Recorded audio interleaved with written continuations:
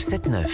On écoute le monde changer et la course à l'espace est entrée dans une nouvelle ère avec de nouveaux acteurs. Après l'Inde, après la Chine, les Émirats Arabes Unis rejoignent à leur tour le club des nations capables de peser. C'est à la conquête de la planète Mars que Dubaï et Abu Dhabi se lancent. Mon invité ce matin à participer à cette mission, je reçois l'astrophysicien François Forget, directeur de recherche au CNRS et membre de l'Académie des sciences. Le tête-à-tête. Sébastien Krebs. Bonjour François Forget. Bonjour. Merci de nous rejoindre ce matin en studio. 3 missions sont en cours vers la planète Mars, on va les évoquer.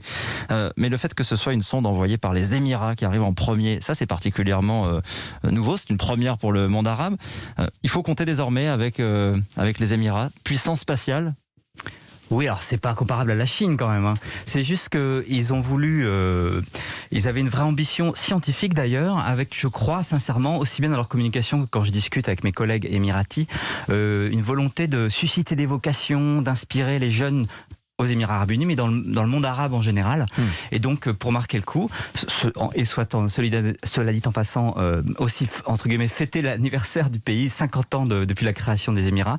Donc, ils ont fait cette mission avec une vraie ambition scientifique.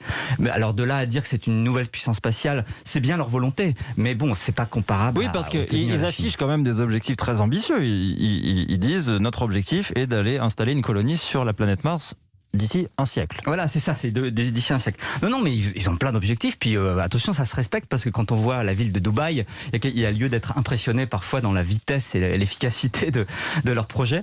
Néanmoins, c'est comme toutes les agences spatiales, ils ont des projets à long terme qui font rêver, c'est normal, il y a des ingénieurs qui réfléchissent à ces choses-là, c'est important. Mais là, ce qui est surtout marquant, c'est le fait d'avoir fait une vraie mission qui est en orbite autour de Mars, qui va faire de la très bonne science. Donc ça, c'est intéressant.